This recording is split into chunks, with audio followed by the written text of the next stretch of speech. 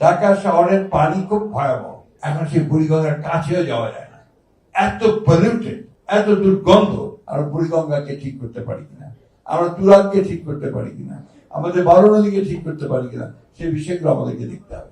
প্রত্যেকটি প্রতিষ্ঠান এখানে আপনার ধ্বংসের দিকে চলে যাচ্ছে। ঢাকা মহানগর তা আমাদের, যেটা সবাই বলেছেন, যেটা আসলে তা আমাদের বাস করার জায়গা, কিন্তু আজকাল আমার নিজেরই মনে হয় যে আমি ঢাকা শহরে থাকবো না, আমি আমার দেশের যে শহর সেই শহরে গিয়ে থাকবো। কারণটা হচ্ছে যে এটা বাসযোগ্য মনে হয় না। আপনার বেরোলেই যে আপনার ঘর থেকে বেরোলেই যে আপনার নিঃশ্বাস নেওয়া যে অক্সিজেনটা যেটা আসে সেটা পলিউটেড। আপনার একটা হাসপাতালে যাবেন, সেখানে একেবারে হাসপাতালের মধ্যে যদি পাবলিক হসপিটাল হয় সেখানে ঢোকাই যাবে না।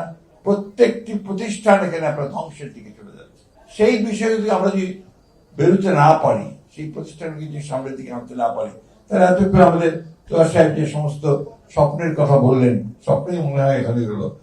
কারণ আমরা আসলেও কি আপনার আর সেই মুক্ত বাতাস নিতে পারবো?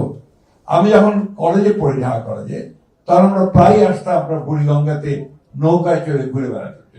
এখন সেই বুড়িগঙ্গার কাছেও যাওয়া যায় না, এত পলিউটেড, এত দুর্গন্ধ। এবং আমার কাছে মনে হয় যে ঢাকা শহরের সব রোগগুলোর মূলে বোধহয় এই বুড়িগঙ্গার পানি। আপনি তুরাগেও একই অবস্থা, আপনার শীতলক্ষা তো প্রায় একই অবস্থা শুরু হয়েছে। তাহলে ঢাকা শহরের নাগরিকরা যাবেন কোথায়? এই জন্যই যে উদ্যোগ নিয়েছেন, এই উদ্যোগের সঙ্গে কিন্তু একই সঙ্গে সঙ্গে আপনাকে, যেটাকে আমরা বলি যে আপনার কাঠামোগত পরিবর্তনগুলোকে আরো পরিকল্পনা মাফিক করতে হবে, পরিকল্পনা সঠিক নিতে হবে।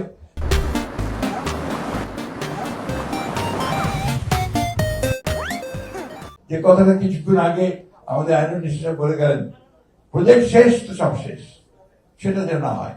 কিছুক্ষণ আগেই আপনার ঢাকার, কিছুদিন আগে আমাদের একটা আপনার ক্যাবিনেট মিটিং এর মধ্যে ঢাকা শহরের পানি নিয়ে আলোচনা হচ্ছে। আমাদের এখানে ওয়াসার এমডি সাহেব বসে আছেন সামনে। ঢাকা শহরের পানি খুব ভয়াবহ। আপনার কিন্তু হচ্ছে যে কিছু পানি আছে, মানে একটা বিরাট অংশ সেটা আপনার সেবন যোগ্য নয়।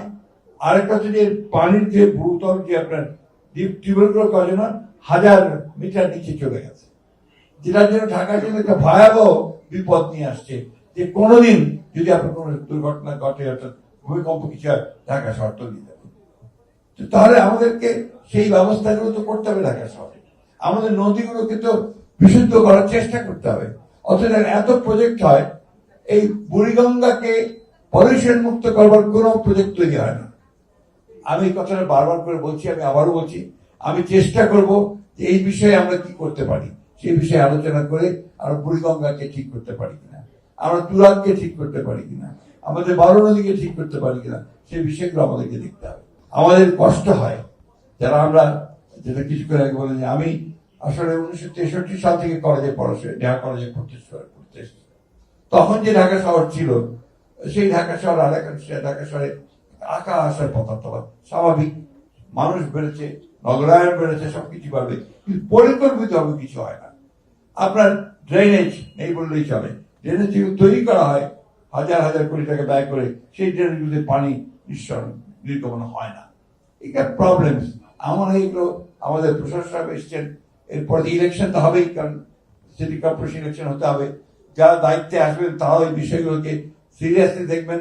আমি এটুকু বলতে পারি যে আমাদের মন্ত্রণালয় থেকে আমরা এটুকু অত্যন্ত গুরুত্বের সঙ্গে আমরা দেখতে চাই, এবং আমরা চাই যে আমাদেরকে প্রশাসক যে উদ্যোগ নিয়েছেন তার মাধ্যমে আমরা আমাদেরকে পরামর্শগুলো দেবেন যে আমরা সরকারের তরফ থেকে কি কি ব্যবস্থা গ্রহণ করতে পারি, যে ব্যবস্থাগুলো আপনাদেরকে সত্যিকার অর্থেই ঢাকা শহরে একজন নাগরিক হিসেবে প্রাণ খুলে নিঃশ্বাস নেওয়া যাবে।